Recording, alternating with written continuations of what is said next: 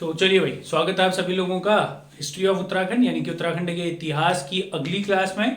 तो भाई last class में हम लोगों ने यशोवर्मन साम्राज्य के बारे में डिस्कशन किया था और मैंने आपको क्या बताया हुआ था, यशोवर्मन जिस समय भारत उत्तराखंड वाले क्षेत्र पर जिस समय में यशोवर्मन का क्या हुआ करता था, साम्राज्य हुआ करता था, उस समय में उत्तराखंड वाले क्षेत्र में एक साम्राज्य था छोटा सा, जिसे हमने कौन सा साम्राज्य बोला था, कार्तिकेयपुर साम्राज्य। क्लियर हो गया, या जिसे मैं अब लिखूंगा कार्तिकेयपुर राजवंश। क्लियर हो गया भाई। तो लास्ट क्लास में अगर आप लोगों को हल्का सा याद है, हमने आपको क्या बताया था, कार्तिकेयपुर राजवंश में एक राजा हुआ करता था। क्लियर हो गया, ध्यान से सुनिएगा। कार्तिकेय जिस समय में यशोवर्मन यहाँ पर को साम्राज्य, जिस समय यशोवर्मन का राज यहाँ पर को हुआ करता था, तो ललितादित्य मुक्तापीठ का आक्रमण हुआ। आप सभी लोग ये बात जानते हैं। और उस समय में कार्तिकेयपुर साम्राज्य में एक व्यक्ति शासन कर रहा था जिसका नाम था वसंत देव। बोलिए, जिसका क्या नाम था, वसंत देव। अच्छा देखिए, मैंने आपको उस दिन क्या बताया था, ध्यान से समझने की कोशिश करेंगे। हमने उस दिन क्या डिस्कस किया हुआ था भाई, जिस समय में एक राजनीतिक स्थिति समझा रहे हैं आप लोगों को, what was the political condition at that time. ठीक है भाई, बस इतना याद रखना भाई। कन्नौज की गद्दी पर एक राजा बैठा करता था जिसका नाम था यशोवर्मन, और ऐसी मान्यता है कि जो उत्तराखंड वाला क्षेत्र था वो पूरा का पूरा किसके अंदर आता था, यशोवर्मन के अंदर आता था। और यशोवर्मन का एक जो सामंत हुआ करता था, यशोवर्मन का जो सामंत हुआ करता था वो कौन हुआ करता था, वसंत देव, या कुछ इतिहासकार उसको क्या लिखते हैं, वासुदेव लिखते हैं। मगर हुआ क्या, कश्मीर के शासक ललितादित्य मुक्तापीठ ने जब उत्तराखंड वाले क्षेत्र पर, या आप ऐसा कह सकते हैं यशोवर्मन पर जब आक्रमण किया था, तो संपूर्ण उत्तराखंड का ज्यादातर भाग किसके अधीन आ गया था, ललितादित्य मुक्तापीठ। उससे पहले तक किसके पास हुआ करता था, यशोवर्मन के पास हुआ करता था।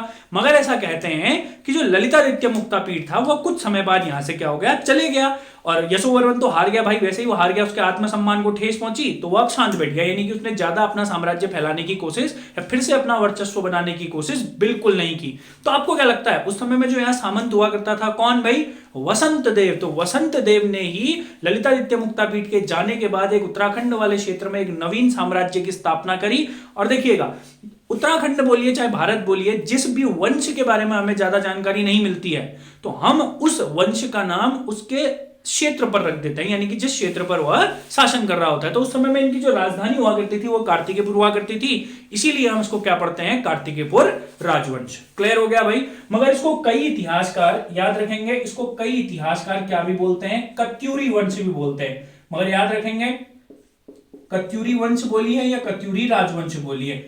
मगर आपको मैं एक बात बता देता हूं, देखो भाई, इसको कत्यूरी या कत्यूरी कहना उचित नहीं है। क्यों नहीं है भाई, क्योंकि जितने भी इनके 10-11 अभिलेख मिले, किसी भी अभिलेख में या किसी भी शिलालेख में, इन नन ऑफ द इंस्क्रिप्शंस और रॉक इंस्क्रिप्शन, किसी भी अभिलेख या शिलालेख में कत्यूरी शब्द का वर्णन नहीं किया गया है।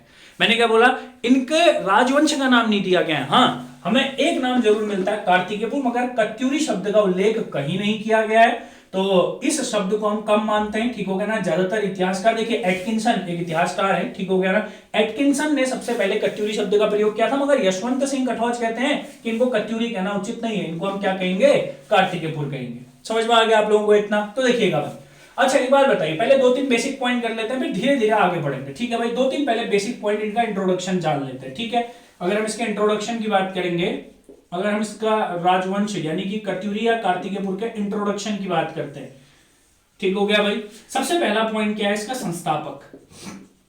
अगर हम इसके बारे में बात करेंगे, संस्थापक कौन था इस राजवंश का, फाउंडर कौन हुआ करता था इस राजवंश का, तो आप सभी लोगों को पता है, वसंत देव, या जिसका नाम क्या था भाई, वासुदेव भी इतिहासकार कहते हैं। वसंत देव इस राजवंश का क्या हुआ करता था, संस्थापक हुआ करता था। अच्छा, मान लीजिए अगर आपसे पूछेंगे कि इस वंश का कार्यकाल कब से कब तक माना जाता है, मैंने क्या बोला, अगर आपसे पूछा जाएगा कि इस राजवंश का कार्यकाल कब से लेकर कब तक माना जाता है, तो आप सभी लोगों को एक बात पता होनी चाहिए, जो इसका कार्यकाल है लगभग, देखिए इतिहासकार ऐसा मानते हैं कि लगभग 250 से 300 वर्ष तक, मैंने क्या बोला, 250 वर्ष से 300 वर्ष तक इस राजवंश ने क्या किया होगा भाई, शासन किया होगा। तो अगर देखिएगा, इसके दो तीन कार्यकाल, यानी कि जैसे अगर हम यशवंत सिंह कटौच के अनुसार मानेंगे, ध्यान रखिएगा, अगर हम इसके कार्यकाल की बात करेंगे, अगर हम कटौच साहब के अनुसार, यशवंत सिंह कटौच एक इतिहासकार है, अगर हम उनके हिसाब से मानेंगे तो इस राजवंश ने 700 ईस्वी से लेकर 1000 ईस्वी तक क्या किया भाई, शासन किया। क्लियर हो गया, कब से लेकर कब तक किया भाई,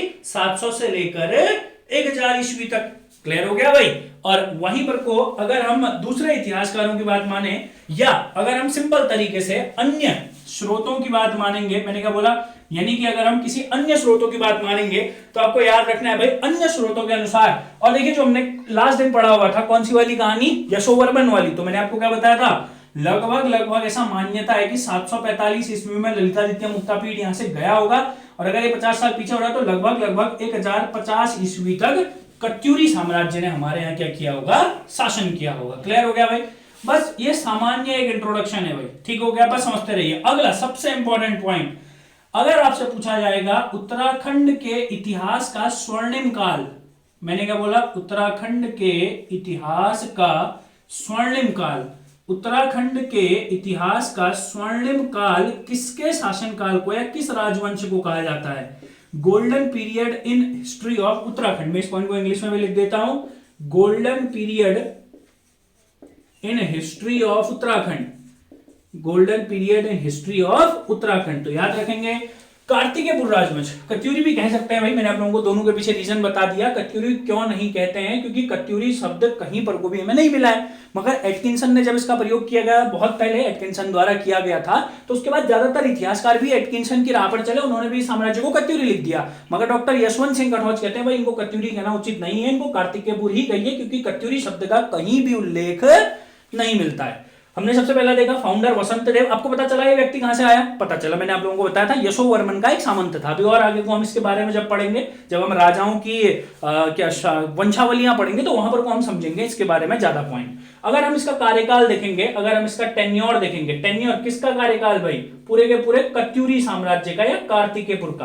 क्लियर हो गया, तो यशवंत सिंह कटौज इतिहासकार है, उनके अनुसार तो 700 ईस्वी से लेकर 1000 ईस्वी तक है, ठीक हो गया भाई, क्योंकि वो मानते हैं कि 700 ईस्वी में इसकी स्थापना हो चुकी थी। मगर अन्य इतिहासकारों जो ज्यादा ऑथेंटिक लगता है विद प्रूफ वो है 745 से लेकर 1050 ईस्वी तक लगभग। उसके बाद उत्तराखंड के इतिहास का स्वर्णिम काल यानी कि golden period in history of Uttarakhand, Uttarakhand के इतिहास में इसी को क्या कहा जाता है, स्वर्णिम काल। कौन किस राजवंश को, कार्तिकेयपुर राजवंश को। अच्छा, अगर अब हम इसकी राजधानी की बात करेंगे, ध्यान से सुनिएगा, अगला पॉइंट है, अगर अब हम इसकी राजधानी की बात करेंगे, अगर अब हम इसके कैपिटल की बात करेंगे, तो आपको याद रखना है इसकी दो राजधानियां हुआ करती थी। अगर आपसे पूछेगा कि पहले राजधानी कहां हुआ करती थी और बाद में कहां बदल दी गई थी, ठीक हो गया, तो अगर क्योंकि हम इंट्रोडक्शन कर रहे हैं तो राजवंश के बारे में सारी चीजें जान यही लगे। अगर हम इनकी राजधानियों की बात करेंगे तो इनकी जो स्टार्टिंग के समय में राजधानी हुआ करती थी वो यही हुआ करती थी, कार्तिकेयपुर। बोलो कौन सी हुआ करती थी, कार्तिकेयपुर इनकी क्या हुआ करती थी, राजधानी हुआ करती थी। जोशीमठ में यह स्थान पड़ता है, ठीक हो गया ना। अब इसमें भी क्या है ना भाई, इसमें भी विवाद है कि जो कार्तिकेयपुर है जोशीमठ में है या कहीं और, क्लियर हो गया। और अगर हम बात करेंगे बाद में जो राजधानी बनाई तो बाद में बैजनाथ या जिसे हम कत्यूरी घाटी बोलते हैं, कत्यूर घाटी भी बोला जाता है। अब अगर कत्यूर नहीं रही तो कत्यूर घाटी कहना भी इसको उचित नहीं है, मगर ये पेपरों में कभी कभी आ जाता है कि भाई बताइए निम्न में से किसे कत्यूर घाटी या कत्यूरी घाटी भी कहा जाता है, तो वह कौन सा क्षेत्र है अपना, बैजनाथ। तो इनकी दो राजधानियां थी। देखिए आपको यह जानकर हैरानी भी होगी कि ये भी ऑथेंटिक नहीं है या ये भी प्रूव्ड नहीं है कि भाई ऐसा कौन सा राजा था कार्तिकेयपुर राजवंश का जिसने राजधानी को कार्तिकेयपुर से बैजनाथ बदली। कहने के लिए तो 14 राजाओं के नाम मिले, कहने के लिए तो 14 राजाओं के नाम मिले, मगर किसी की भी नाम में या ऑथेंटिकेशन नहीं होता है, ये प्रूफ नहीं होता है या सिद्ध नहीं होता है कि किसने अपनी राजधानी को कार्तिकेयपुर से बैजनाथ बदला। मगर आपको पता होना चाहिए कत्यूरी काल में इनकी दो राजधानियां हुआ करती थी, कार्तिकेयपुर और दूसरी बाद में इन्होंने बदल दी थी कहां, बैजनाथ। क्लियर हो गया ना। वैसे तो कई इतिहासकार कहते हैं एक तीसरी राजधानी भी सुभिक्षपुर, सुभिक्षराज देव द्वारा बदली गई थी, मगर वो ऑथेंटिक नहीं है। वो कुछ इतिहासकार मानते हैं, उसके ज्यादा साक्ष्य नहीं भी है, मगर ये थोड़ा सा ऑथेंटिक है। तो ये था इन लोगों का एक हल्का सा इंट्रोडक्शन। क्लियर हो गया भाई, इंट्रोडक्शन में हम लोगों ने 4 पॉइंट जाने, ठीक है। अब हम बात करेंगे इसके स्रोतों के बारे में, यानी कि जो कार्तिकेयपुर राजवंश था, यानी कि इसके जो अभिलेख हैं या जो शिलालेख हैं, हमें कहां से मिले, किस किस राजा के हैं, और भी बहुत सारी जानकारियां। तो इसको मिटाते हैं भाई, चलिए बढ़ते हैं आगे की ओर। आई होप आप लोगों को समझ में आ रहा होगा अच्छे तरीके से, ठीक है भाई। देखिएगा इसको मैं पूरा मिटा देता हूं, आप समझ गए हम कार्तिकेयपुर राजवंश पढ़ रहे हैं, हमने इंट्रोडक्शन भी कर दिया इसका। अब आगे बढ़ते हैं, देखो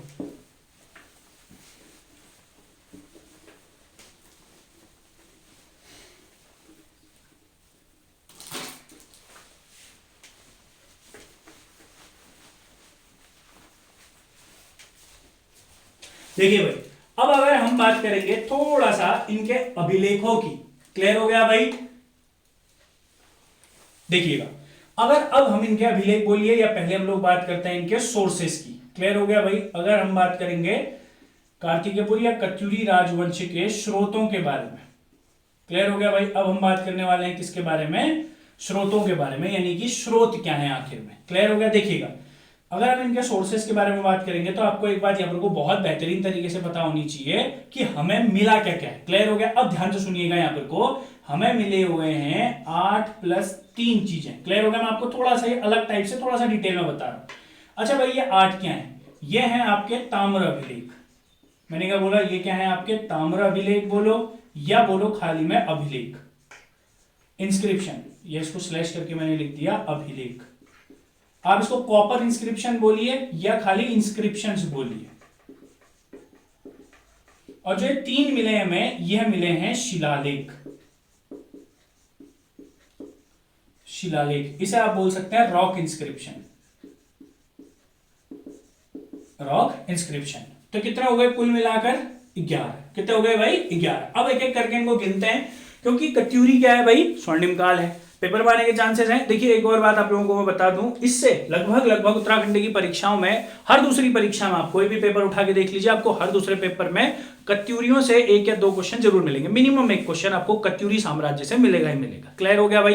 तो देखिए, अगर अब हम इनके बारे में बात करते हैं, यानी कि जो ये अभिलेख है, जो शिलालेख इन्हें मिले हुए हैं, यानी कि जो हमें मिले हुए हैं, देखिएगा एक एक करके मैं आप लोगों को बताता हूं। ठीक हो गया भाई? देखिएगा, तो जो अगर हम सबसे पहले बात करेंगे बागेश्वर शिलालेख की, या सॉरी हाँ बागेश्वर। देखो भाई, मैं एक एक करके आप लोगों को सारे शिलालेख या सारे किसके बारे में बताऊंगा? अभिलेखों के बारे में बताएंगे। मगर हम सबसे पहली बात करने वाले हैं बागेश्वर। आप लोगों को पता है बागेश्वर मंदिर शिलालेख, मैंने अभिलेख नहीं लिखा हुआ, शिलालेख लिखा हुआ। अच्छा, एक और बात भाई, मगर हम इसको अभिलेख में गिनते हैं। जो ये 3 शिलालेख लिखे हुए हैं ना, ये अलग हैं। मंदिर शिलालेखों को आप इसी में गिनेंगे अभिलेखों में। मैंने क्या बोला? मंदिर अभिलेखों को आप इसी में गिनेंगे। ठीक है भाई? अभी समझते रहिए, आगे को क्लियर हो जाएगा आप लोगों को। देखो, अगर हम बागेश्वर मंदिर शिलालेख के बारे में बात करेंगे, आप लोगों को पता है बागेश्वर कहाँ है। ठीक हो गया भाई? अभी एक जिला भी है, सभी लोग भली भांति जानते हैं। अगर आपसे पूछेंगे कि बागेश्वर मंदिर शिलालेख कितने राजाओं के, तो याद रखेंगे 2 राजाओं के बागेश्वर, या आप ऐसा बोलिए। देखिए, जहां पर को मैं लिखूंगा, जैसे मैंने लिखा बागेश्वर मंदिर शिलालेख, अब मैं यहाँ पर 2 राजा लिखूंगा। मैं कितने राजा लिखूंगा? 2 राजा, त्रिभुवन देव और भूदेव। समझे ना? मैं कितने राजा लिखूंगा? त्रिभुवन देव और भूदेव। जब मैं यहाँ पर को लिखूंगा तो ऐसा नहीं है कि दोनों अलग अलग समय पर आए होंगे, तो आप ऐसा मानेंगे, या मान्यता यही है कि त्रिभुवन देव ने भी एक अभिलेख खुदवाया, जो कहां मिला हमें? शिलालेख खुदवाया, जो कहां मिला हमें? बागेश्वर मंदिर शिलालेख। और भूदेव ने भी एक शिलालेख खुदवाया, जो कहां मिला हमें? बागेश्वर मंदिर से मिला। समझ में आ रहा है ना? इसीलिए इन दोनों अभिलेखों को क्या नाम दे दिया हमने? बागेश्वर मंदिर शिलालेख। तो यहां से 2 राजाओं के मिलते हैं। क्लियर हो गया? कितने राजाओं के मिलते हैं भाई? 2 राजाओं के। पहले हैं हमारे त्रिभुवन देव, ये इंपॉर्टेंट है भाई। ठीक हो गया? और दूसरे हैं हमारे भूदेव। बोलो, दूसरे हमारे कौन है? भूदेव। क्लियर हो गया? बागेश्वर मंदिर शिलालेख। अच्छा, मंदिरों में आप लोग एक और याद रख सकते हैं, बालेश्वर मंदिर शिलालेख। आप सभी लोग जानते हैं बालेश्वर मंदिर शिलालेख। चंपावत में बालेश्वर मंदिर पड़ता है। बालेश्वर मंदिर शिलालेख, बालेश्वर मंदिर शिलालेख, ये दोनों के दोनों शिलालेख हैं। समझ पा रहे हैं आप लोग? बालेश्वर मंदिर शिलालेख। अगर अब मैं बालेश्वर मंदिर शिलालेखों की बात करूंगा तो आपको याद रखना है भाई ये। अच्छा बताओ फिर, हम यहाँ को कितने गिनने वाले हैं? 8 गिनने वाले। कितने हो चुके हैं हमारे पास? 2 हो गए। और याद रखेंगे बालेश्वर मंदिर शिलालेख एक ही शासक का है, जिसका नाम था देसट देव। अरे बहुत बढ़िया प्रश्न कर रहे हैं हम लोग, देसट देव। तो अगर आपसे कभी पूछेगा भाई बताइए कत्यूरी काल में बालेश्वर मंदिर शिलालेख का संबंध किससे है, तो आप डायरेक्ट बोलेंगे देसट देव। अब आता है इस राजवंश का सबसे महत्वपूर्ण अभिलेख। क्लियर हो गया? ये पहला, ये दूसरा। और देखिए, मैं आपको किताबों के अनुसार भी बता दूंगा। ठीक हो गया ना? बस सुनिएगा। अब आता है इस राजवंश का सबसे इंपॉर्टेंट शिलालेख, जिसे आप लोग कहते हैं पांडुकेश्वर शिलालेख, सॉरी पांडुकेश्वर अभिलेख। शिलालेख, मंदिर शिलालेख। अगर मंदिर शिलालेखों की बात करेगा तो कितने मंदिर शिलालेख हैं भाई? 2 है। कितने हैं भाई? 2 है। अच्छा, अगर आपसे पूछेगा ये पांडुकेश्वर, जैसे मैंने आपको बताया जो बालेश्वर है, बालेश्वर मंदिर कहां है आप लोगों का? चंपावत में है। आप सभी लोगों को यह बताना चाहिए बालेश्वर मंदिर कहां है? चंपावत में। अगर हम ऐसी बात करेंगे, पांडुकेश्वर भी एक जगह है, कहां पर को? चमोली में। पांडुकेश्वर ताम्र अभिलेख भी लिख सकते हैं आप लोग इसे। मैं सिंपल लिख देता हूं पांडुकेश्वर अभिलेख, पांडुकेश्वर अभिलेख। और अगर आपसे पूछेंगे ये जो पांडुकेश्वर एक जगह है, ये कहां पर को स्थित है? मैंने क्या बोला? पांडुकेश्वर कहां है? चमोली में है। बोलो, पांडुकेश्वर कहां स्थित है? चमोली में है। अब सुनिएगा, अगर अब हम इस पांडुकेश्वर अभिलेख के बारे में बात करेंगे तो याद रखेंगे जो हमारा पांडुकेश्वर अभिलेख है यह सबसे ज्यादा राजाओं का है। मैंने क्या बोला? सबसे ज्यादा राजाओं का। सबसे पहली बात, जो कत्यूरियों का सबसे प्रतापी शासक माना जाता है, ध्यान से सुनिएगा, पांडुकेश्वर एक जगह है चमोली में, यहां पर से दो अभिलेख, मैंने क्या बोला? दो अभिलेख मिले हैं ललित सूरदेव के। ललित सूरदेव, और आप जानकर खुश होंगे, या आपको पता होना चाहिए कि भाई ललित सूरदेव ही कत्यूरी वंश का सबसे प्रतापी शासक हुआ करता था या सबसे शक्तिशाली हुआ करता था। तो याद रखेंगे दो किसके हैं? ललित सूरदेव के। अच्छा इधर देखो, यहां कौन था? एक व्यक्ति भूदेव, त्रिभुवन देव, ये दोनों याद हो गए। यहां कौन था? एक व्यक्ति देशर देव, क्लियर हो गया। और याद रखेंगे यहां पर को ऐसे ही एक और राजा आता है जिसका पांडुकेश्वर अभिलेख है, पद्मदेव। बोलो कौन आ जाता है? पद्मदेव या पद्मदेव, क्लियर हो गया। और देखिएगा पद्मदेव से बढ़िया प्रश्न भी बनते हैं, अभी हम देखेंगे। मैंने क्या बोला? सबसे ज्यादा पांडुकेश्वर अभिलेख, तीन राजाओं यहां पर को सम्मिलित हैं। दो ललित सूरदेव का हो गया, एक पद्मदेव का हो गया, और एक और है यहां पर को जिसका नाम है सुभिक्ष राजदेव। तो पांडुकेश्वर से हमें कितने अभिलेख मिल गए? 2, 3 और 1, 4। दो जिसके हैं ललित सूरदेव, एक किसका है? पद्मदेव, और एक किसका है? सुभिक्ष राजदेव। समझ में आ गया? अच्छा अगर आप लोग एक और चीज याद करना चाहेंगे, चलिए मैं आपको बता देता हूं, अगर मैं लिखा दूंगा लास्ट में, जो ये दो ललित सूरदेव के पांडुकेश्वर अभिलेख मिले हुए हैं, इनका जो संपादन किया था या इनकी जो खोज की थी वो 1877 में किलहॉर्न नाम के एक व्यक्ति ने की थी। वैसे तो अगर हम बात करेंगे पांडुकेश्वर जो अभिलेख हैं, सॉरी जो कत्यूरी अभिलेख है, कत्यूरी अभिलेख में तीन व्यक्ति यानी कि तीन इतिहासकार, डॉक्टर यशवंत सिंह कटौच, क्लियर हो गया ना, और डॉक्टर सरकार, क्लियर हो गया, और अगर हम बात करेंगे तीसरे व्यक्ति कौन? किलहॉर्न। इन तीनों का संपादन का कार्य इन सबके सब 11 अभिलेखों में दिखता है। क्लियर हो गया भाई? तो बताइए कितने हो गए हमारे पास? 8 गिनने, 1 2 3 4 5 6 7। अब बस एक अभिलेख बच गया, क्लियर हो गया। वो कौन सा? हमारा कंडारा ताम्र अभिलेख। कौन सा अभिलेख है हमारे पास?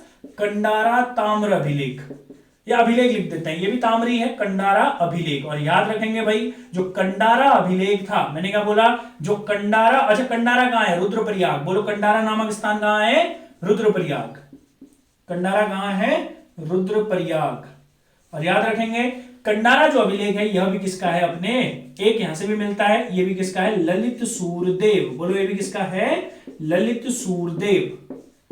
समझ में आया भाई? ये भी किसका है? ललित सूरदेव। तो आप लोग देखिए कैसे हमें 8 अभिलेख प्राप्त हुए। बोलिए कैसे हमें 8 अभिलेख प्राप्त हुए? कौन कौन से 8 अभिलेख हैं? किस राजा के कितने हैं? अच्छा एक बात बताओ, अगर कभी पूछेगा कि सबसे ज्यादा अभिलेख या सबसे ज्यादा शिलालेख किस राजा के प्राप्त हुए हैं कत्यूरी काल में, कौन दिख रहा है आप लोगों को? दिख रहा है ना, एक ही व्यक्ति ललित सूरदेव, जिसके 2 अभिलेख, ताम्र अभिलेख, ताम्र दोनों ताम्र है, ठीक है, खाली अभिलेख लिखा हुआ है, 2 और 1 3, क्लियर हो गया। सबसे ज्यादा किसके मिले हैं? ललित सूरदेव। ये बागेश्वर था, आपको पता है बागेश्वर में ये एक जगह पड़ती है बैजनाथ, तो याद रखेंगे बैजनाथ से हमें प्राप्त होते हैं 3 शिलालेख। बैजनाथ से कितने शिलालेख प्राप्त होते हैं? ये जो 3 अलग से लिखा हुआ है, बैजनाथ के 3 शिलालेख हैं। समझ में आया? ये मंदिर से नहीं मिला इसीलिए इनको अलग कर दिए हैं। समझ में आया? ये मंदिर है बागेश्वर बालेश्वर, ये 2 अलग अलग है, और ये बैजनाथ से 3 शिलालेख। आई होप आप लोगों को पूरे के पूरे सोर्सेज समझ में आ गए होंगे। समझ में आया? अच्छा एक और बात, लास्ट पॉइंट, अगर ये नोट करके लिख सकते हैं आप लोग, अगर आपसे एक क्वेश्चन पूछा जाएगा, अगर आपसे पूछेंगे भाई बताइए ये जो अभिलेख थे इनकी खोज या इनका संपादन, अगर आपसे पूछेगा इनकी खोज या इनका संपादन, अच्छा खोज या संपादन समझ रहे हैं, यानी कि दे वर डिस्कवर्ड और पब्लिश्ड बाय, पब्लिश मतलब समझते हैं यानी कि जिसको मिला होगा सबसे पहले उसने रिसर्च करी होगी, इसमें 3 व्यक्तियों का नाम आता है। बोलो कितने व्यक्तियों का नाम आता है इसमें? 3 व्यक्तियों का नाम आता है। मैंने सबसे पहले आप लोगों को बोला था एक व्यक्ति किलहॉर्न व्यक्ति 1877 में इसने, और याद रखेंगे किलहॉर्न नाम के व्यक्ति में आपसे पर्टिकुलरली पूछ सकता है, बाकी 2 में तो नहीं पूछेगा, मगर भी हम बताएंगे बाकी 2 के नाम, मगर किलहॉर्न में आपसे पर्टिकुलरली पूछ सकता है ललित सूरदेव के पांडुकेश्वर अभिलेख की खोज किसने की थी, तो आप बोलेंगे ये जो किलहॉर्न व्यक्ति हैं, चलिए 1 मिनट, ठीक है, देखिएगा जो एक किलहॉर्न नाम के व्यक्ति हैं इन्होंने ही ललित सूरदेव के पांडुकेश्वर ताम्र अभिलेख की क्या करी थी भाई? खोज करी थी। क्लियर हो गया? ये जो किलहॉर्न है 1877 में इन्होंने ललित सूरदेव के जो पांडुकेश्वर अभिलेख है, इस व्यक्ति के स्पेशलिस्ट की खोज किसने करी थी? किलहॉर्न साहब ने करी थी। इंपॉर्टेंट क्वेश्चन बन जाएगा। ठीक हो गया? इसमें 2 व्यक्ति और आते हैं, ठीक है, डॉक्टर सरकार, यदुवंशी सरकार, ये भारत के इतिहास में भी महत्वपूर्ण व्यक्ति हैं, बंगाल साइड के हैं, ठीक है, और एक हो गया हमारे डॉक्टर यशवंत सिंह कटौच, यशवंत सिंह यशवंत सिंह कटौच। क्लियर हो गया भाई। ये तीनों ने इनकी क्या करी थी, खोज करी थी। बाकी के अभिलेख इन दोनों ने अलग अलग समय पर खोजे हुए थे। किल्हौन मगर इंपॉर्टेंट है हमारे लिए, जिसने ललित चूरदेव का पांडुकेश्वर ताम्रपत्र खोजा था। तो देखिएगा, अच्छा अब लिख तो लिया भाई ये किस किस राजा के हैं, लिख तो लिया ना पूरा का पूरा। आप लोगों को मैंने पूरे सोर्स बता दिए, क्योंकि सोर्स इंपॉर्टेंट है भाई। कत्यूरी स्वर्णिम काल है तो स्वर्णिम के जैसे ही पढ़िएगा, समझ रहे हैं ना, क्योंकि स्वर्णिम काल है कुछ भी पूछ सकता है। और देखिए मैंने आप लोगों को पहले भी बताया हुआ है, जो बैच मैंने ऑनलाइन चलाया हुआ है, ये इसका नाम है, मैंने हिस्ट्री फॉर उत्तराखंड पीसीएस दिया हुआ है भाई। तो उत्तराखंड पीसीएस के लायक ही आप लोगों को पढ़ाया भी जाएगा, समझ आया ना। उत्तराखंड पीसीएस जब भी आएगा, ठीक हो गया भाई, तो उसके लायक ही ये मटेरियल आप लोगों को पढ़ाया जा रहा है। देखिएगा भाई आगे बढ़ते हैं। मैं आप लोगों को क्या बता रहा था, देखो अच्छा जो ये अभिलेख मिले हुए हैं, क्यों बताए हमने आप लोगों को, जो सोर्सेज हैं, सबसे इंपॉर्टेंट होता है किसी भी राजवंश के बारे में पढ़ना, उसके स्रोत। क्लियर हो गया भाई, सबसे इंपॉर्टेंट होता है स्रोत। और याद रखेंगे जितने भी अभिलेख हैं, बागेश्वर, बालेश्वर, पांडुकेश्वर, क्लियर हो गया, कंडारा और बैजनाथ, इनमें क्या दिया गया है, इनसे हमें एक चीज प्राप्त होती है, यानी कि इनमें से जो तमाम अभिलेख हैं, मैंने क्या बोला, इनमें से जो तमाम अभिलेख हैं, उन अभिलेखों पर स्टडी कर कर हमने कत्यूरी वंश के 14 राजाओं के नाम क्या करे हैं भैया, सामने निकाले। और 14 राजाओं के नाम वंशावली के अनुसार, यानी कि इसका बेटा ये, इसका बेटा ये। और याद रखेंगे इन सभी साक्ष्यों को पढ़ने के बाद, इन सभी अभिलेखों को पढ़ने के बाद हमें यह प्राप्त होता है, हमें यह जानकारी प्राप्त होती है, कत्यूरी वंश के 14 राजाओं के नाम हमें प्राप्त होते हैं। 3 परिवारों के वह राजा हुआ करते थे। अगर मैं सही ढंग से बोलूं तो कत्यूरी काल में 3 परिवार के 14 राजाओं ने उत्तराखंड वाले क्षेत्र पर शासन किया, जिनकी जानकारी हमें प्राप्त होती है। समझ में आ गया। तो अब अभिलेखों के बाद अब हम उन्हीं कितने राजाओं के बारे में बात करने वाले हैं, 14 राजाओं के बारे में बात करने वाले हैं। तो इसको मिटा देते हैं। आई होप आप लोगों को सोर्सेज अच्छे तरीके से समझ में आ गए होंगे। यहां से बहुत बढ़िया वन लाइनर क्वेश्चन बनेगा। आपसे पूछेंगे कि भाई बताइए इस ये वाला ताम्र अभिलेख, ये वाला शिलालेख किससे संबंधित है। क्लियर हो गया। ये निम्न में से कौन से ऐसे शिलालेख, निम्न में से कौन से ऐसे ताम्र अभिलेख जो इस राजा से संबंधित है। कत्यूरी काल के तो स्पेशली याद कर लीजिएगा भाई। जैसे हमने पढ़ा था ना लास्ट में, तालेश्वर ताम्र अभिलेख 1915 वाई के गुप्ते ने जिसकी खोज करी थी, किसमें, पौरव राजवंश में। तो इनको आप लोगों को याद रखना है भाई, एक एक करके। अब सुनिएगा ध्यान से। अब मैंने आप लोगों को क्या बताया भाई, अगला पॉइंट जो हम इसमें पढ़ेंगे, मैंने आपको बताया कत्यूरी काल में, यानी कि कार्तिकेयपुर काल में 3 परिवार के, मैंने क्या बोला था, 3 परिवार के कितने राजाओं का नाम मिलता है हमें, 14 राजाओं का नाम हमें मिलता है। चलो आप लोगों को एक तरीका बताते हैं याद करने का। 14 राजा थे, कितने परिवार में, 3। प्रथम परिवार डायरेक्ट लिख देता हूं, द्वितीय परिवार, तृतीय परिवार, third family, first, second and third. आपको याद रखना है 5 4 5 याद रख लोगे। यानी कि प्रथम परिवार में कितने राजा हुए, बोले 5, द्वितीय में कितने हुए 4, तृतीय में कितने हुए 5। अब हम यहां पर को एक एक करके राजाओं के बारे में पढ़ेंगे, और जो भी जानकारी तमाम चीजों को देखने के बाद, तमाम चीजों से साक्ष्य जुटाने के बाद, जितनी जानकारी मुझे इन 14 राजाओं के बारे में प्राप्त हुई है, एक एक चीज मैं आप लोगों को बताऊंगा। ठीक हो गया भाई, देखिएगा। और एक और बात, आपकी परीक्षा की दृष्टि से ये सभी के सभी व्यक्ति इंपॉर्टेंट होंगे भाई। समझ में आ रहा है ना। आपसे कुछ भी पूछ सकता है, यहां पर से किसी के पिताजी पूछ सकता है, कुछ भी पूछ सकता है। ठीक है। अरे सबसे पहली बात, अगर मैं एक बार पूछूंगा, ये जो 14 राजा हुआ करते थे, अगर कभी पूछ लेगा कि इन राजाओं की उपाधि क्या हुआ करती थी, ये आपसे पूछेगा कत्यूरी काल में राजाओं की उपाधि। इससे पहले भी पढ़ाया था आप लोगों को मैंने, और वहां पर को मैंने एक उपाधि बताई हुई थी आप लोगों को, परम भट्टारक महाराजाधिराज। परम भट्टारक महाराजाधिराज। तो परम भट्टाकर महाराजाधिराज किस राजवंश में, यानी कि कत्यूरी काल में भी किसकी उपाधि हुआ करती थी, कत्यूरियों के राजाओं की। क्लियर हो गया भाई, समझ में आ रहा है आप लोगों को। वैसे अगर जानकारी के हिसाब से अगर हम थोड़ा सा और जानेंगे, तो इस काल में इन राजाओं की 2 उपाधियां और हुआ करती थी। क्लियर हो गया भाई, मैंने क्या बोला, इन राजाओं की 2 उपाधियां और हुआ करती थी, जो अभी हम देखेंगे इसको पढ़ने के बाद। ठीक हो गया ना। अगर आप बोले, जैसे मैं बताता हूं परम माहेश्वर, ठीक है, याद आ गया मुझे। एक और उपाधि इनकी हुआ करती थी, परम माहेश्वर। एक और उपाधि, कुछ राजा, हाँ, परम माहेश्वर, परम माहेश्वर एक और इनकी उपाधि हुआ करती थी। परम माहेश्वर उपाधि लेने वाले कई कम राजा थे। ठीक हो गया, मैंने क्या बोला, परम माहेश्वर उपाधि कई कम ने ली, मगर परम भट्टागर महाराजाधिराज की उपाधि सभी लोगों ने ली। चलिए एक बात बताते हैं, अगर कभी पूछ लिया गया पीसीएस में इतना डिटेल पॉइंट, अगर मैं बताऊं आप लोगों को, तो ऐसा प्रश्न जरूर बन सकता है। देखिए कि मैंने क्या बोला, कितने राजा थे, वही 14 राजा थे। उपाधि क्या हुआ करती थी, परम भट्टारक महाराजाधिराज। अगर कभी पूछ लेगा कि भाई बताओ निम्न में से ऐसा कौन सा कत्यूरी राजा था जिसके आगे, यानी कि अभिलेखों में जिसके नाम के आगे ये उपाधि देखने को नहीं मिलती है। तो याद रखना 14 राजाओं में से 3 राजा ऐसे थे जिन्होंने उपाधि नहीं ली हुई थी। मैंने क्या बोला? 3 राजाओं ने नहीं ली हुई थी, 3 राजाओं ने नहीं ली हुई थी, यानी कि जो कत्यूरी काल में 3 राजा थे उन्होंने ये उपाधि नहीं ली हुई थी। क्लियर हो गया? अभी मैं बताऊंगा, अगर आप लोग चाहते हैं तो ये पर को याद कर लीजिए। 5वां राजा हो गया, 6ठा राजा हो गया और 10वां राजा हो गया। अगर आप पूरा का पूरा देखेंगे 5th, 6th और 10th, 5वां, 6ठा और 10वां, अभी नाम हम लोग खुद लिखेंगे यहाँ पर को, 2 मिनट के लिए वेट करते हैं, पहले समझते हैं क्योंकि फिर कंफ्यूजन होता है। 5वां, 6ठा और 10वां राजा ऐसे थे जिन्होंने परम भट्टारक महाराजा उपाधि नहीं ली। मगर अगर कभी ये सिंपल पूछेगा कि कौन सी एक उपाधि थी या कौन सी एक नहीं थी, परम माहेश्वर एक और उपाधि इस कत्यूरी काल के राजा लिया करते थे। चलिए बिना समय खराब किए हम डायरेक्ट आगे बढ़ते हैं और हम एक एक करके बात करेंगे। प्रथम, द्वितीय, तृतीय परिवार देख रहे हो ना यहाँ पर को?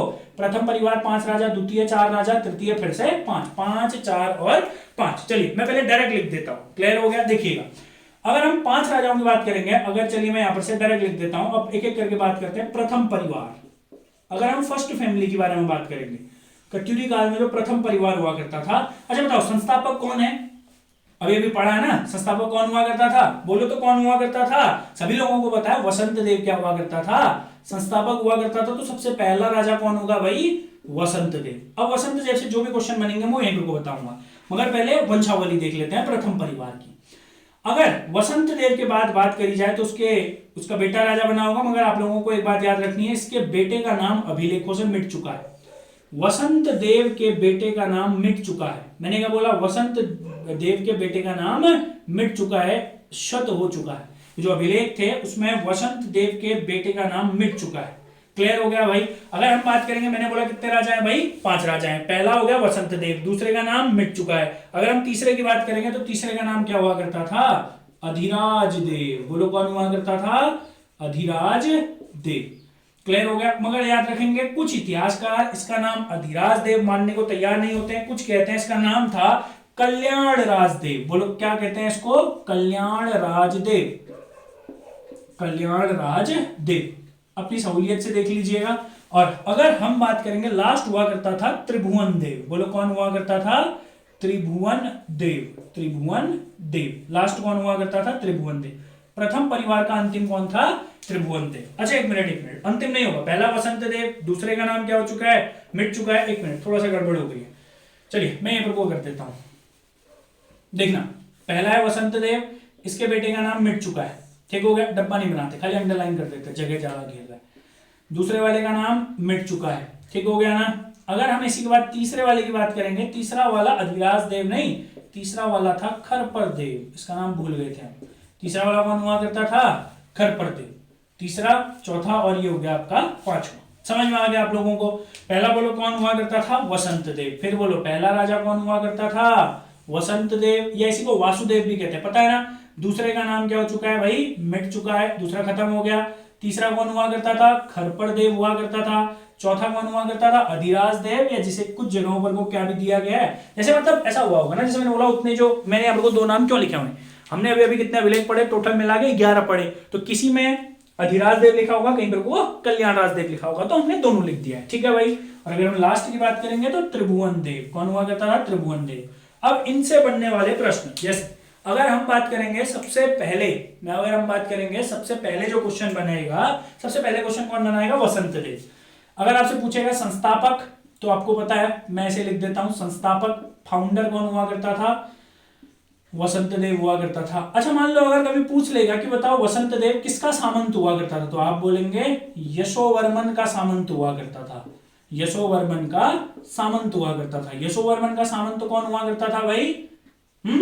वसंत देव हुआ करता था या वासुदेव हुआ करता था। और मैंने आपको बताया कुछ इतिहासकारों के अनुसार जो जोशीमठ का नरसिंह देव मंदिर था, मैंने क्या बोला? जो जोशीमठ का नरसिंह देव मंदिर, जो जोशीमठ का नरसिंह देव मंदिर, जोशीमठ का नरसिंह देव मंदिर हुआ करता था, वह किसने बनवाया था? वसंत देव ने। क्लियर हो गया? अच्छा एक और पॉइंट वसंत। अच्छा एक मिनट देखिए भाई, 1 मिनट के लिए यहाँ पर को मैं थोड़ा सा इससे पहले वाले में एक चीज भूल गया हूं, मैं यहाँ पर को बता देता हूँ। देखो भाई, वो तो अभी याद आ गया क्योंकि यहाँ पर को बताना था। देखो देखो देखो देखो देखो देखो, जो कत्यूरी काल के अभिलेख है ना लड़कियों, जो कत्यूरी काल के क्या है बोला मैंने?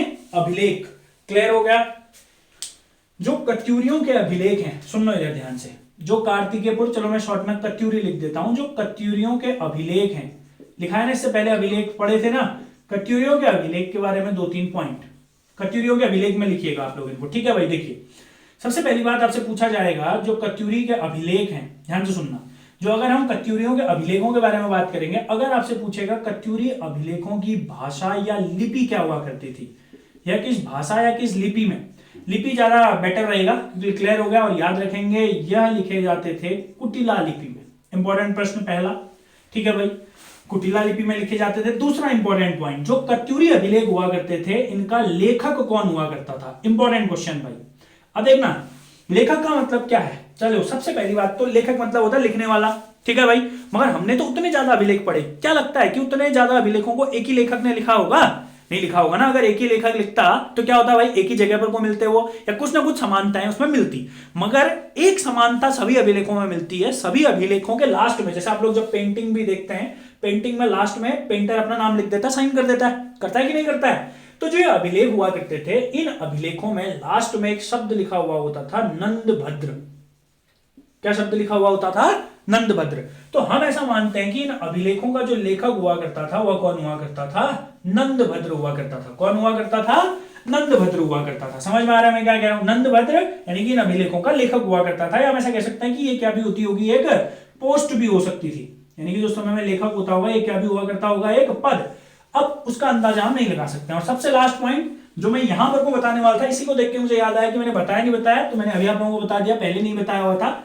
जो कत्यूरी काल के अभिलेख है ना, जो एक कत्यूरी काल के अभिलेख मैं आपको बता चुका हूं पहले भी, इंग्लिश वालों को इंस्क्रिप्शन, मैं थोड़ा इंग्लिश का भी प्रयोग करूंगा भाई, ठीक है, क्योंकि पहले तक तो कुछ ज्यादा था नहीं, मगर आगे आगे को बहुत इंपॉर्टेंट चीजें हैं। अब यहाँ से इतिहास खुलता है बहुत ज्यादा, मैं आपको पिछले 2-3 लेक्चर से कह रहा हूं, यहाँ पर से इतिहास थोड़ा थोड़ा सा हमारे लिए खुलने लग जाता है। देखो जो अभिलेख है, इनकी एक विशेषता है, मैंने क्या बोला, इनकी एक क्या है? विशेषता है, इनकी एक खास बात है, इनका एक स्पेसिफिकेशन है। और वो स्पेसिफिकेशन क्या है कि इन अभिलेखों में, याद रखेंगे, राजा के साथ रानी का नाम भी अंकित है। इन अभिलेखों में राजा के साथ किसका नाम भी है? रानी का नाम भी क्या है? अंकित है। इन अभिलेखों में राजा के साथ रानी का नाम भी अंकित है, यानी कि इस अभिलेख में राजा के साथ किसका नाम भी लिखा हुआ है? रानी का नाम भी लिखा हुआ है। क्लियर हो गया भाई? तो याद रखेंगे, यही पॉइंट मैं आप लोगों को बताने वाला था, ये आप लोग अभिलेखों में लिख लीजिएगा भाई, ठीक है, नोट करके, इंपॉर्टेंट पॉइंट है, अभिलेखी टॉपिक के सोर्स वाले के होंगे। तो सुनिएगा, अगर हम बात करेंगे, अगर आपसे पूछा जाएगा जो वसंत देव हुआ करता था, इसकी पत्नी का नाम क्या था, तो याद रखेंगे, हमें अभिलेख से पता चलता है कि इसकी पत्नी का नाम हुआ करता था राजनारायणी देवी। इसकी पत्नी का नाम क्या हुआ करता था? राजनारायणी देवी। और याद रखेंगे एक और पॉइंट, जोशीमठ में इसने नरसिंह देव मंदिर का निर्माण तो किया ही किया, और याद रखेंगे इसी ने, आई रिपीट, इसी ने वैष्णवों को, क्लियर हो गया ना, इसी ने वैष्णवों को, वैष्णव आप लोगों को पता है भाई, भारत में भी भक्ति आंदोलन जब चलता है उस समय वैष्णविज्म भी चलता है, तो वैष्णवों को शरणेश्वर नामक स्थान, शरणेश्वर, इसने वैष्णवों को सरेश्वर नामक स्थान अग्रार में दे दिया था, यानी कि इसने वैष्णवों को शरणेश्वर नामक स्थान दान में दे दिया था। क्लियर हो गया भाई?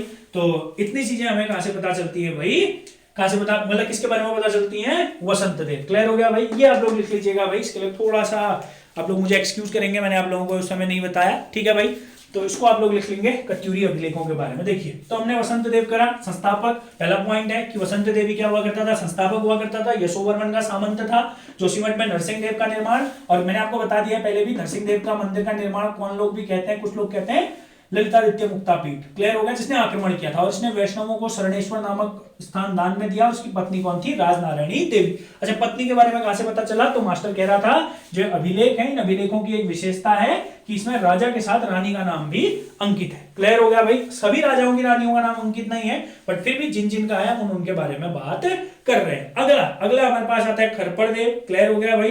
अगर हम खरपड़ देव के बारे में बात करेंगे, ज्यादा कोई भी हमें इसके बारे में जानकारी प्राप्त नहीं होती है। अगला अधिराज देव या कल्याण देव, इसके बारे में एक इंपॉर्टेंट पॉइंट है, अगर आपसे पूछेगा इसकी पत्नी का नाम, मैंने क्या बोला? इसकी पत्नी का नाम, तो इसकी पत्नी का नाम हुआ करता था लद्दा देवी। बोलो कौन, क्या हुआ करता था? लद्दा देवी। लद्दा देवी, लद्दा देवी किसकी पत्नी का नाम हुआ करता था भाई?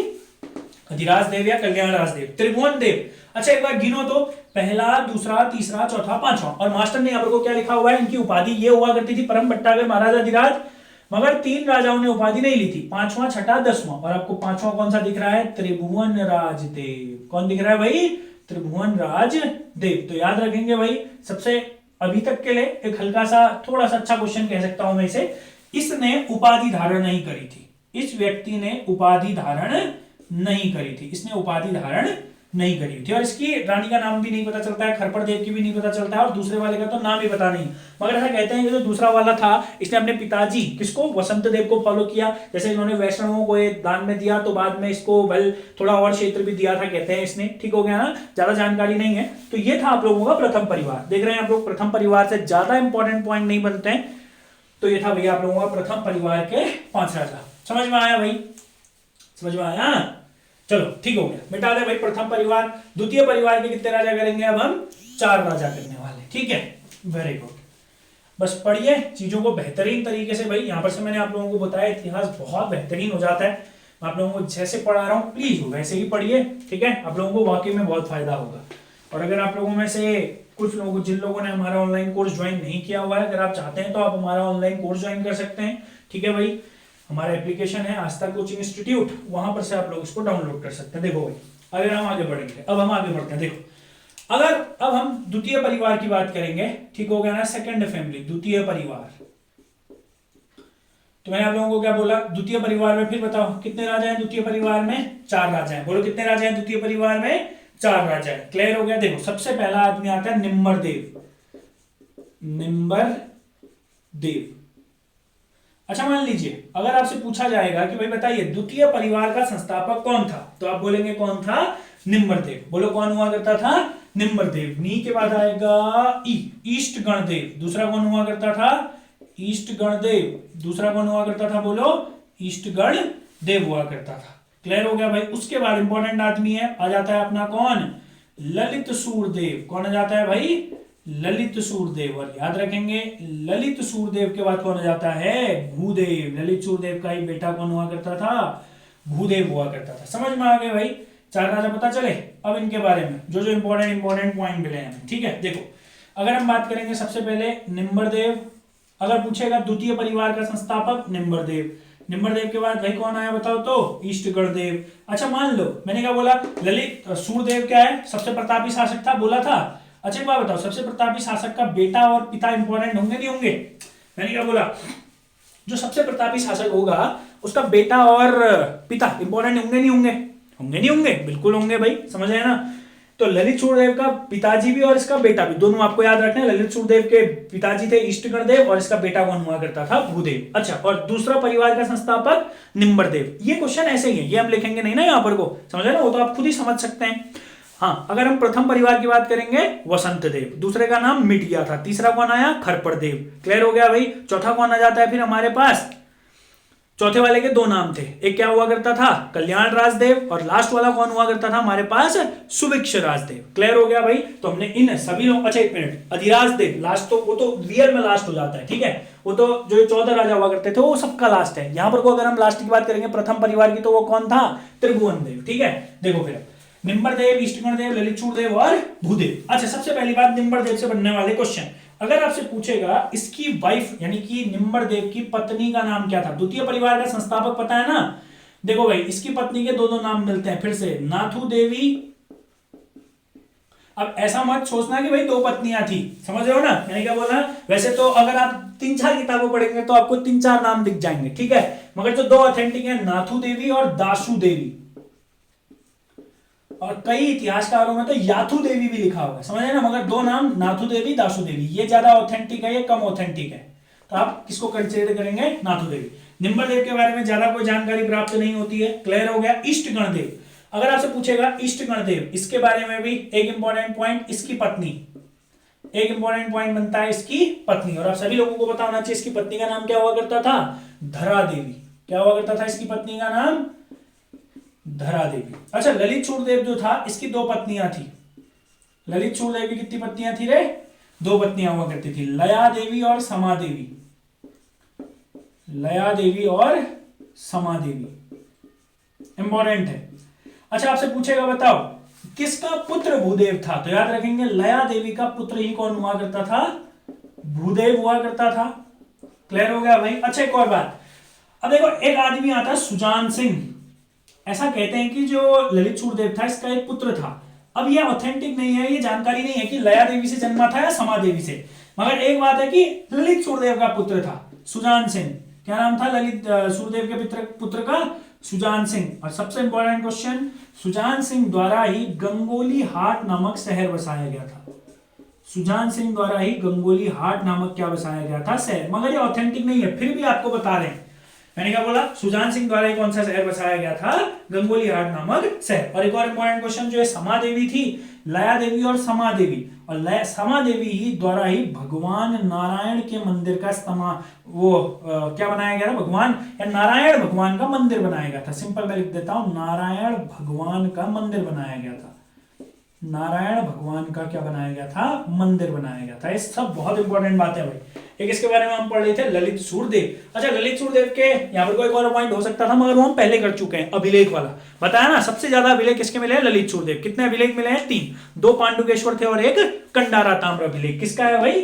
ललित सूर्यदेव का है। लास्ट हमारे पास ललित सूर्यदेव का बेटा, आई रिपीट, ललित सूर्यदेव का बेटा कौन आता है हमारे पास? भूदेव। मगर इसके बारे में भी ज्यादा जानकारी नहीं है दोस्तों। तो ये था आप लोगों का कौन सा परिवार? दूसरा परिवार। दूसरा परिवार भी आई होप क्लियर हो गया। अब हम बात करने वाले हैं कौन से परिवार की? आखिरी और तीसरे परिवार की। क्लियर हो गया भाई? आखिरी और तीसरे परिवार की। देखिए भाई,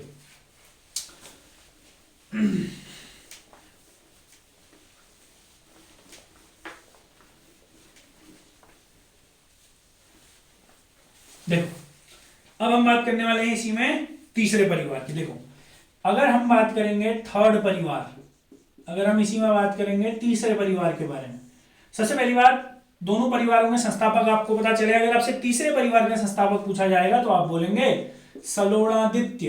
बोलो कौन हुआ करता था? सलोणादित्य। तृतीय परिवार का संस्थापक कौन हुआ करता था भाई? सलोणादित्य हुआ करता था। अगला आदमी आ जाता है इसमें इच्छट देव। सलोणादित्य के बाद कौन आ जाता है? इच्छट देव। आई रिपीट, सलोणादित्य के बाद कौन आ जाता है भाई? इच्छट देव। उसके बाद कौन आ जाता है? अब यहां पर वो देव देव वाला याद रखना। इच्छट देव के बाद आ जाता है देशट देव। इच्छट देव के बाद कौन आ जाता है? देशट देव। देशट देव के बाद कौन आ जाता है? पदम देव। कौन आ जाता है भाई? पदम देव। और मैंने आपको बोला था अभी थोड़ी देर पहले भी मेरे मुंह से शब्द निकला हुआ था, मैंने बोला देव देव आएंगे, बस द्वितीय यही है रे, सुभिक्ष राजदेव। सुभिक्ष राजदेव। तो अगर आपसे पूछेगा अंतिम शासक, वंशावलियों के अनुसार अंतिम शासक, तो कौन है अपना? सुभिक्षराज देव। सुभिक्षराज देव। चलो देखो फिर सबसे पहला आदमी कौन है? वेल है सलोणादित्य। कौन है सबसे पहला आदमी? सलोणादित्य। और इसकी वाइफ का नाम भी 100 से ही आता है रे। पहला सलोणादित्य, चलो अभी लिखाता हूं। दूसरा कौन हो गया? इच्छट देव। तीसरा कौन हो गया? देशट देव। पदम देव। रिसेंटली पदम देव से क्वेश्चन भी बना हुआ था पेपर में, और ये हमने क्लास में पढ़ाया भी हुआ था बच्चों को, पेपर से पहले पढ़ाया हुआ था, समझ आया ना। देखिए अगर हम बात करेंगे, ये है वंशावलियां, ठीक है। सलोणादित्य के बारे में एक बढ़िया क्वेश्चन, अगर आपसे पूछेगा इसकी पत्नी का नाम क्या हुआ करता था, तो आप बोलेंगे सिंगवली इसकी पत्नी का नाम हुआ करता था। इसकी पत्नी का नाम क्या हुआ करता था? सिंगवली। क्लियर हो गया? इसकी पत्नी के बारे में हमें जानकारी प्राप्त होती है। इच्छट देव की भी इसी से रिलेटेड है, पत्नी है ये नहीं, मतलब इसी से रिलेटेड है। इसकी पत्नी का नाम क्या हुआ करता था? सिंधु हुआ करता था। क्या हुआ करता था? सिंधु, नदी वाला सिंधु नहीं। क्लियर हो गया? अगर हम देशट देव की बात करेंगे, देखिएगा देशट देव की भी पत्नी इंपॉर्टेंट है, और इसकी पत्नी अनोखी है, लड़की हो, ठीक हो गया ना। अगर आप इसकी पत्नी के बारे में बात करेंगे, इसकी पत्नी का नाम है पज्झल देवी। क्या नाम है इसकी पत्नी का? पज्झल देवी। अच्छा एक बात याद रखेंगे, पज्झल देवी का जिक्र ऐसा नहीं होता है कि ये देशट देवी की पत्नी थी। पज्झल देवी का जिक्र ऐसा होता है कि ये पद्मदेव की क्या हुआ करती थी? मदर हुआ करती थी। मैंने क्या बोला? पद्मदेव की मम्मी कौन हुआ करती थी? वाले पद्मदेव की मम्मी कौन थी? पज्झल देवी। तो इससे अंदाजा यही लगाया जा सकता है ना कि पज्झल देवी देशट देव की क्या हुआ करती होगी? देशट देव की क्या हुआ करती होगी? वाइफ हुआ करती होगी। क्लियर हो गया भाई? चलिए आगे बढ़ते हैं। अब इंपॉर्टेंट क्वेश्चन, ये क्वेश्चन भाई इंपॉर्टेंट है, मैंने क्लास में भी बच्चों को कराया हुआ था, पेपर में भी आया हुआ है। पद्मदेव की वाइफ का नाम नहीं मिलता है, मगर इतिहास में ऐसा लिखा हुआ है कि जो पद्मदेव हुआ करता था, इसने 25 वर्षों तक शासन किया, और शासन के 25वें वर्ष में, मैंने क्या बोला? और शासन के 25वें वर्ष में ही बद्रीनाथ मंदिर को भूमि दान में दी। बद्रीनाथ मंदिर के लिए बद्रीनाथ मंदिर के लिए भूमि दान में देने वाला कौन हुआ करता था? कौन हुआ करता था? पद्मदेव। कुछ इतिहासकार 11वें वर्ष में भी कहते हैं, मगर ज्यादा ऑथेंटिक अब इसलिए लगता है क्योंकि ऐसा कहते हैं। उसके साथ एक और चीज, इतिहासकार, इसने 25 सालों तक ही शासन किया और 25वें वर्ष में इसने बद्रीनाथ मंदिर को भूमि दान में करी। क्लियर हो गया भाई? और अंतिम शासक तृतीय परिवार का कौन था? सुभिक्ष राजदेव। तो ये थे आपके कितने परिवार भाई?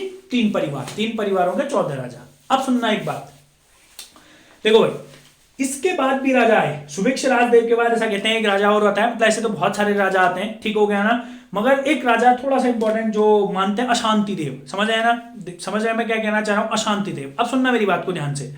मगर ये जो हम पढ़ रहे थे, ये था कार्तिकेयपुर राजवंश, जिसको हमने कहा कत्यूरी राजवंश। मगर अभी इसके बाद हम लोग एक और टॉपिक पढ़ेंगे जिसे हम बोलेंगे लेटर कत्यूरीज, यानी कि जिसे हम बोलते हैं, और देखिए हम लेटर कत्यूरी बोलेंगे, कत्यूरी को बना दिया लेटर कत्यूरी। कार्तिकेयपुर का क्या?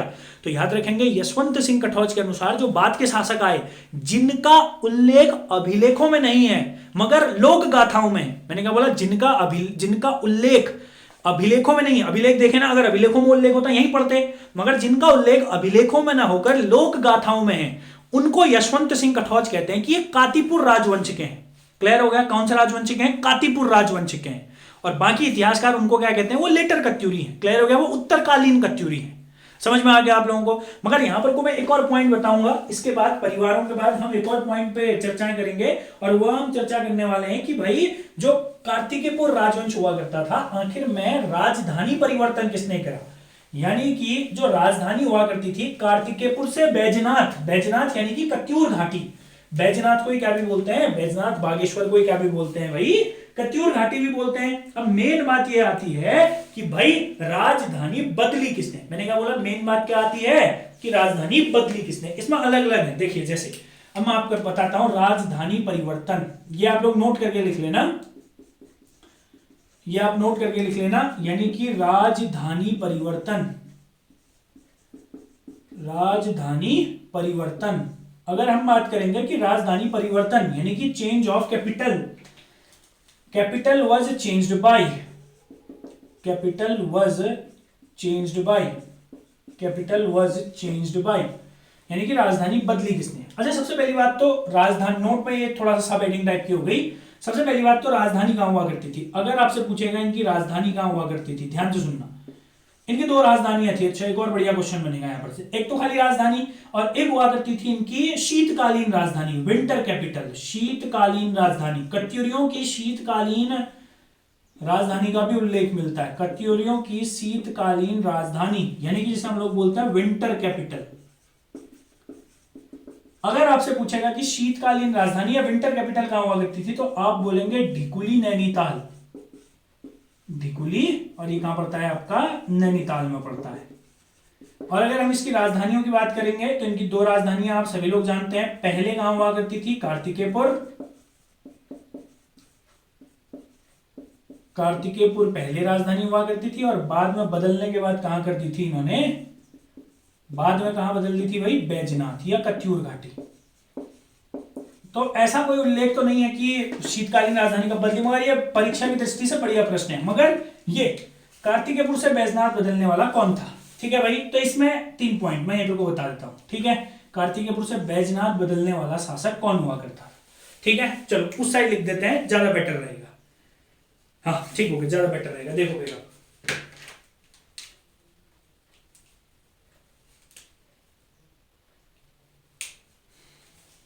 देखो अगर हम बात करेंगे, सबसे पहले एक इतिहासकार आपको याद रखने हैं, घनश्याम जोशी। घनश्याम जोशी जी की किताब अगर आप पढ़ेंगे तो घनश्याम जोशी जी ऐसा कहते हैं, घनश्याम जोशी जी ऐसा कहते हैं, घनश्याम जोशी के अनुसार, ये सभी के अनुसार है, ठीक है, ये अकॉर्डिंग टू है। घनश्याम जोशी के अनुसार राजधानी बदलने वाला, अच्छा एक व्यक्ति पढ़ा था सुभिक्ष राजदेव, सुभिक्ष राजदेव का ही पुत्र या सुभिक्ष राजदेव का ही वंशज। सुभिक्ष राजदेव के बाद एक राजा आता है, कहते हैं नरसिंह देव, नरसिंह देव। और अगर आप कहीं भी किताबों में पढ़ेंगे तो ये यानी कि ज्यादातर किसको मानते हैं हम लोग भी? नरसिंह देव को। क्लियर हो गया? अगर आप यशवंत सिंह कटौच साहब के अनुसार पढ़ेंगे, मैंने क्या बोला, अगर आप यशवंत सिंह कटौच के अनुसार पढ़ेंगे तो यह कहते हैं कि खुद सुभिक्ष राजदेव ने ही सुभिक्ष राजदेव ने ही खुद राजधानी क्या करी थी भाई, परिवर्तित करी थी। मगर याद रखेंगे घनश्याम जोशी जी क्या कहते हैं, सुभिक्ष राजदेव के ही पुत्र, आई रिपीट, सुभिक्ष राजदेव के ही पुत्र या उसी के वंशज नरसिंह देव ने। मगर यशवंत सिंह कटौज कहते हैं कि खुद सुभिक्ष राजदेव ने। और याद रखेंगे एक और इतिहासकार है त्रिपाठी जी, रामदत्त त्रिपाठी जी, और रामदत्त त्रिपाठी जी कहते हैं, मैंने आपको बताया अभी अभी एक व्यक्ति अशांति देव, तो याद रखेंगे वही सुभिक्ष राजदेव की ही वंशज में या उसी की पीढ़ी में आगे को, क्लियर हो गया ना, एक शासक हुआ जिसका नाम था अशांति देव। तो याद रखेंगे लास्ट पॉइंट क्या होगा यहां पर को, त्रिपाठी जी के अनुसार, त्रिपाठी जी के अनुसार अशांति देव, अशांति देव, अशांति देव। समझ में आया रे, ठीक है। तीनों में से जो भी ऑप्शन में होगा भाई उसके साथ, ऐसे ज्यादातर ऐसा आता नहीं है, तीनों में से एक ही चीज ऑप्शन में आएगी, ठीक है। But it's a common question, but you should know this question. तो आई होप आप लोगों को अच्छा लगा होगा या समझकर पूरा का पूरा कत्यूरी। अब अगले लेक्चर में हम इसमें बात करेंगे, बहुत इंपॉर्टेंट है वो भी, क्योंकि स्वर्णिम काल है तो बहुत डिटेल में पढ़ेंगे भाई, ठीक हो गया ना। एक एक चीज विद रीजन आप लोगों को पढ़ाऊंगा, विद रीजंस, समझ आया ना। तो अब अगले लेक्चर में हम लोग डिस्कस करेंगे कत्यूरी काल में प्रशासन, कत्यूरी काल में एडमिनिस्ट्रेशन।